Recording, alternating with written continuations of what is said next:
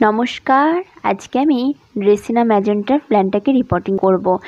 এই প্ল্যান্টটা ড্রেসিনা ফ্যামিলির অন্তর্গত। আমার কাছে এই ড্রেসিনা ফ্যামিলির অন্তর্গত অনেকগুলো টাইপের ড্রেসিনা প্ল্যান্ট আছে, সেগুলো আমি আপনাদের সঙ্গে অন্য একটা শর্ট ভিডিওতে শেয়ার করব। এই গাছটাকে আমি 1.5 বছর আগে একটা ছোট্ট চারা গাছ নিয়ে এসেছিলাম, তারপরে 8 ইঞ্চির টবে বসিয়েছিলাম। এখন দেখুন রুট বাউন্ড একদমই হয়ে গেছে।